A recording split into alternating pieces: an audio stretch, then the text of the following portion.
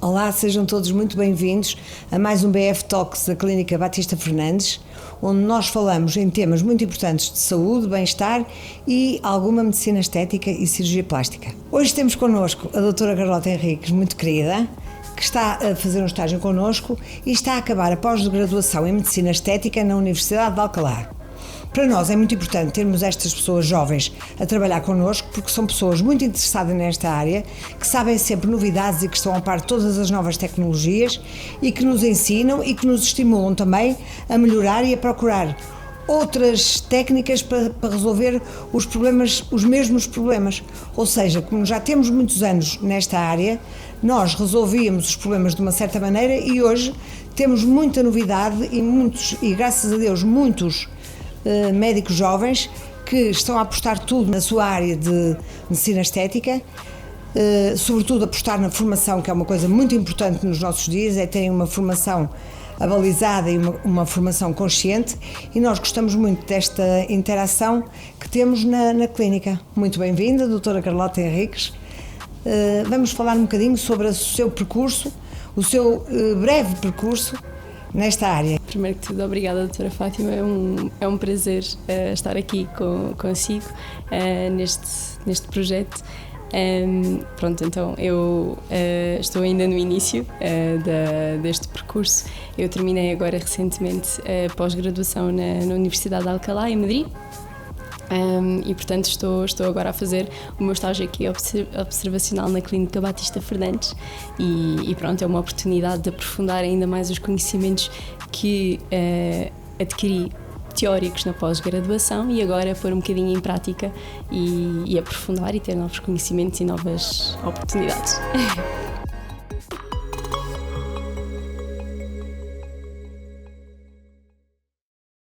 Então, muito bem. Então, Carlota, conta-nos como é que começou o teu interesse numa área que está tão na moda, a medicina estética está muito na moda, mas como é que isto começou tudo? Então, no meu 6º ano da universidade, exatamente, na Nova, eu estive num estágio em cirurgia plástica consigo, na CUF Descobertas, e foi aí que, quer dizer, eu já gostava bastante da parte da cirurgia, descobri essa paixão durante o curso e aprofundei agora depois na parte da plástica e da estética consigo no estágio do 6º ano. E pronto, e depois entretanto terminei o curso, fui explorando as várias opções e de facto surgiu este interesse de começar a explorar cada vez mais a medicina estética, que é uma área tão crescente. E tem pano para mangas, claro que sim.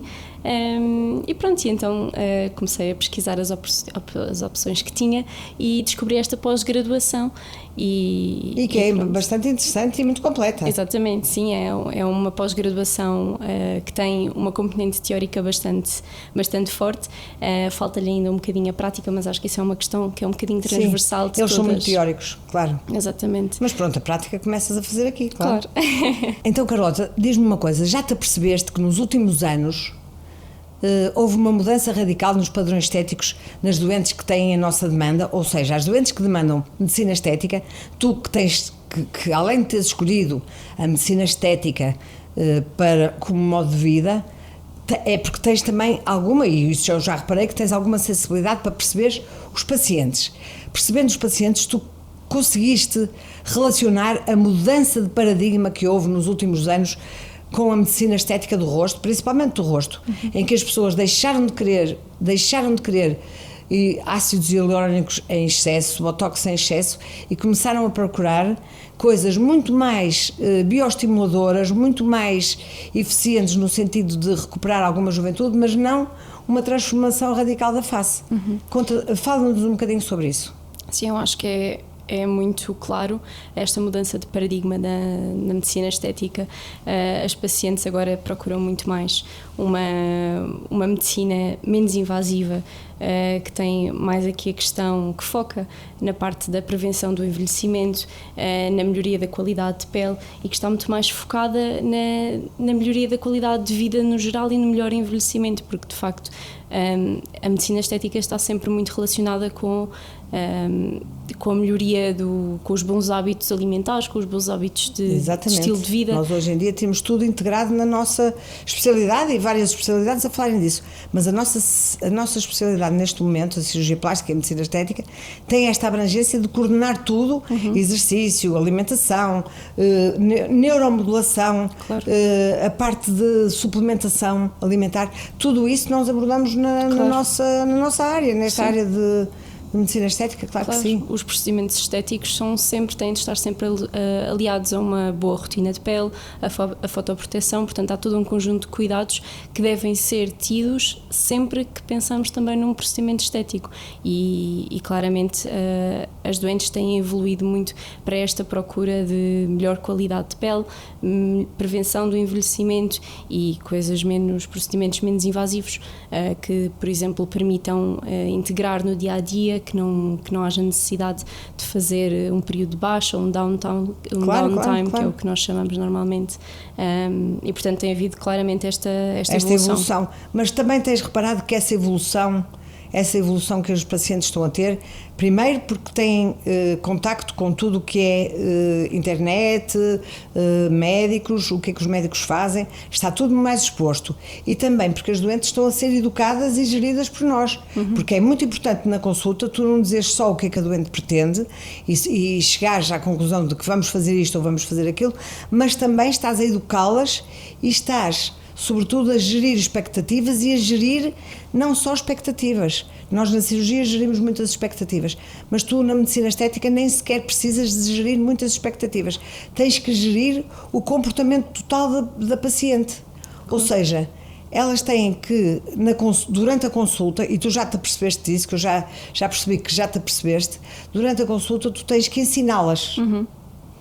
O que é que tu achas disso? Eu acho que agora nós temos há todo um conjunto de novas informações, há um acesso à informação muito mais marcado e, portanto, já não temos aquela doente que chega sem... Pronto, às vezes acontece, claro, mas a maior parte das doentes são doentes que já têm alguns procedimentos pré-definidos, algumas ideias do que pretendem. Muito bem.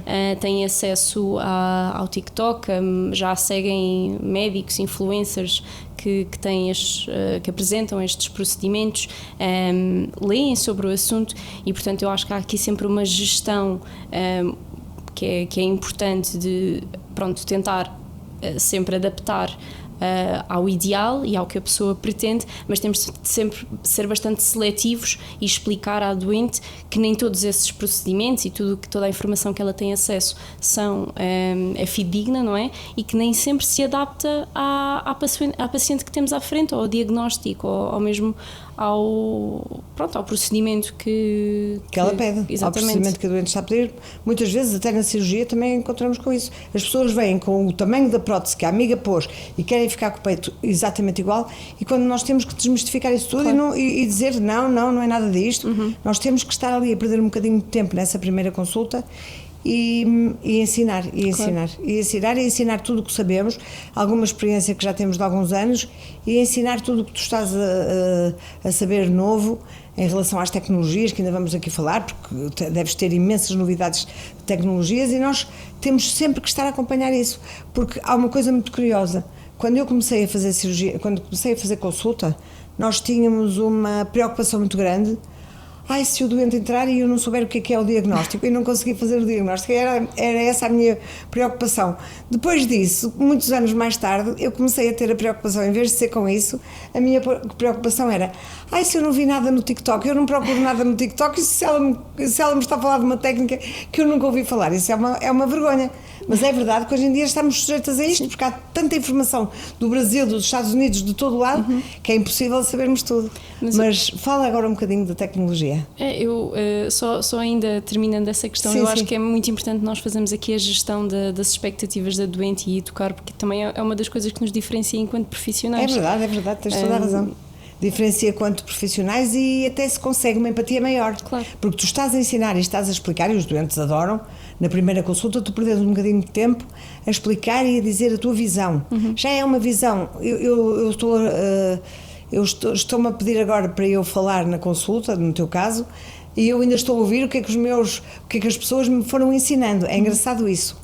Quando nós começamos a falar e começamos a dizer, eu ainda estou a ouvir, como é que já me pedem para falar? Mas é interessante porque a experiência de muitos anos dá-nos dá-nos técnica, mas depois a paciência, e não é só paciência, é tu também teres, no teu DNA, tu tens que ter uma certa, não é curiosidade, tu tens que gostar, tem que ser um momento agradável. Claro. Quando tu estás a explicar qualquer coisa às pacientes e estás a saber alguma coisa da vida delas, tem que ser um momento agradável para as duas pessoas. E para o médico não pode ser, que maçada, eu agora vou ter que explicar isto tudo. Não, tem que ser uma coisa agradável, senão a consulta não corre nada bem. Sim. E essa mais-valia é isso, essa é que é a grande mais-valia do médico de medicina estética.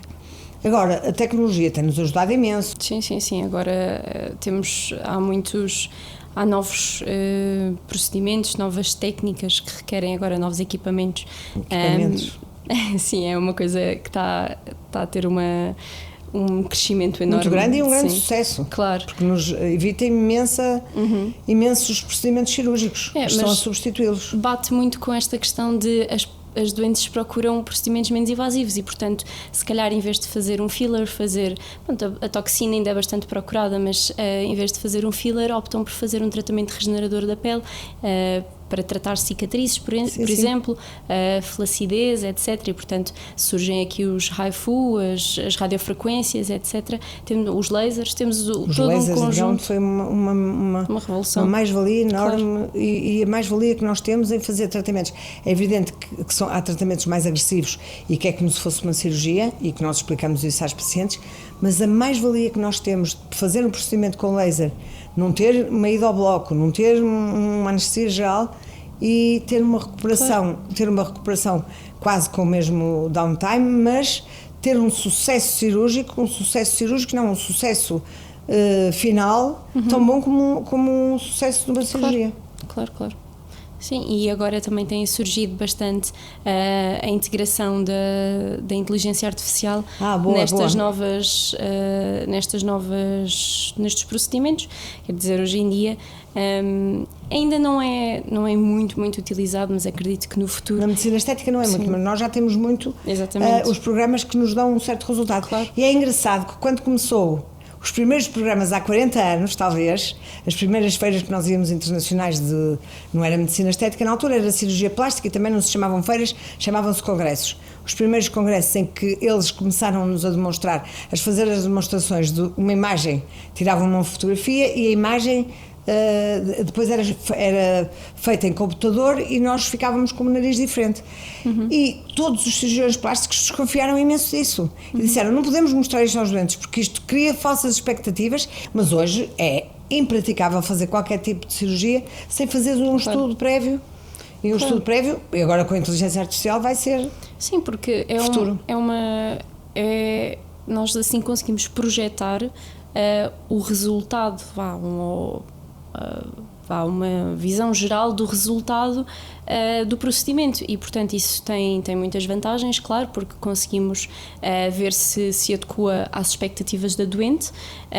Podemos também tentar gerir para ir mais de acordo com as expectativas da pessoa que temos à frente, mas claro que isso depois também cria algumas expectativas irrealistas e, portanto, é por esse motivo que, de facto, por muito que a inteligência artificial seja uma coisa que está em desenvolvimento e que vai ser cada vez mais utilizada, nunca vai substituir a parte da clínica, porque precisamos sempre aqui do intermediário, do médico. E do entendimento da cabeça, e do entendimento da cabeça que está por trás do paciente, o entendimento do que é que ele realmente procura. Mas vai ser muito interessante quando a inteligência artificial... Eu penso que poderemos evoluir neste sentido, quando a inteligência artificial conseguir mostrar imagens do que seria a pessoa se deixasse de fumar, se deixasse de apanhar sol, se fizesse exercício físico, se tivesse outros cuidados e se fizesse alguns tratamentos de medicina estética, e o resultado, porque aquilo até podia ser um estímulo. Eu tenho que deixar de fumar porque a minha pele está muito mais luminosa, eu tenho que fazer exercício físico porque estou muito mais definida. Sim, muito pode ser como incentivo. Com esta tecnologia toda é também importante nós informarmos o público de outra coisa muito interessante, que é, nós temos imensa tecnologia, temos imensos aparelhos, todos esses que falaste, os lasers, tudo isso com tecnologia de ponta para resultados ótimos e otimizados, mas há uma curva de aprendizagem da pessoa que está a trabalhar com o aparelho e essa curva não pode ser descurada. E a curva da aprendizagem é lenta e, sobretudo, é preciso ser focada só numa pessoa. Ou seja, quem trabalha com lasers só trabalha, claro que trabalha com lasers, também faz botox, fillers, mas foca-se no laser e progride nesse aparelho. Quem trabalha com iFu, quem trabalha, seja com o que for, o que é que pensas sobre isso? Não, é assim, em várias especialidades médicas nós temos cada vez mais uma especialização e uma subespecialização, mesmo já dentro de cada especialidade, e portanto acho que o mesmo irá acontecer com a medicina estética. A medicina estética é um mundo e temos vários tipos de procedimentos e portanto faz todo o sentido que os profissionais, para serem efetivamente especializados e saberem muito bem como aplicar os procedimentos, se comecem a especializar em áreas, pronto. E portanto acho que é uma coisa que naturalmente vai acontecer. Não tenho nenhuma dúvida disso. Isso é de certeza, porque nós já estamos a notar que só conseguimos obter os resultados excelentes quando a pessoa que trabalha com laser é a mesma pessoa e faz repetidamente o mesmo ato e segue. E além de fazer repetidamente o mesmo ato, ela segue a evolução dos pacientes. E só seguindo a evolução, como em tudo, na cirurgia é a mesma coisa, só seguir bem a evolução do paciente é que tu consegues aprimorar a técnica. Claro, porque estes equipamentos, estes procedimentos têm todos protocolos que dependem de cada doente, do diagnóstico que temos e das características individuais de cada um. E, portanto, obviamente que os aparelhos são uma arma muito benéfica, mas precisam sempre de uma formação muito especializada de quem os está a manejar, de modo a conseguirmos os melhores resultados e os mais adequados ao paciente que temos à frente. Muito bem, e também há uma coisa muito importante que é trabalharmos em equipa. O facto da pessoa trabalhar em equipa, o facto da pessoa que está a fazer laser ter um cirurgião por trás que desmistifica qualquer complicação que aconteça no seguimento do paciente pós-laser. Ou seja, mesmo que seja laser ou qualquer outro tratamento, quando tu trabalhas com pessoas mais velhas e outras mais novas que estão a aprender e que têm, a pessoa mais nova tem mais vocação para vou agora experimentar isto, vou experimentar aquilo, e experimenta muito mais se tiver a retaguarda segura, porque eu tenho aqui um cirurgião e o cirurgião vai-me dizer aconteceu isto, vamos fazer aquilo.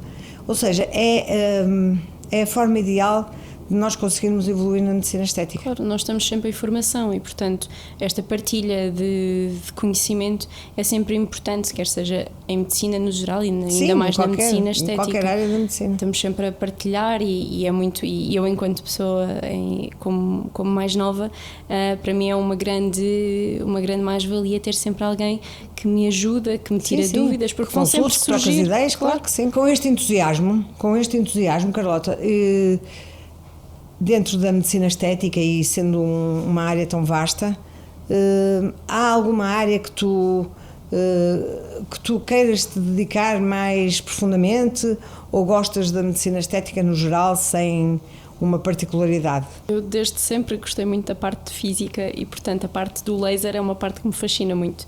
Eu gosto muito de perceber como é que esses aparelhos funcionam, como é que podemos aplicá-los de maneira mais útil nestes procedimentos e, portanto, o laser é sem dúvida uma das áreas que mais me fascina e eu acho que é uma área que tem muito ainda para crescer e que vai ser cada vez mais utilizada porque tem um potencial enorme. Também a parte da medicina regenerativa e de tentar incluir a medicina estética sempre aplicada ao doente como um todo, a parte mais humanizada e humanística. Isso é o futuro. É isso que tu imaginas dentro de 20 anos? Ou dentro de 10 anos? Sim, sem dúvida. Então, Carlota, foi um prazer, é um prazer trabalhar contigo e foi um prazer estar a falar contigo e apresentar-te ao nosso público. Muito obrigada e por me espero que todos gostem de a conhecer e que venham conhecer a doutora Carlota, que é uma pessoa muito interessada, com muita sensibilidade e que gosta muito. E a coisa mais importante de tudo isto é a pessoa gostar muito daquilo que faz. Também espero que tenham gostado do nosso podcast, espero que nos sigam no YouTube, no Apple Podcast e no Spotify. Até breve.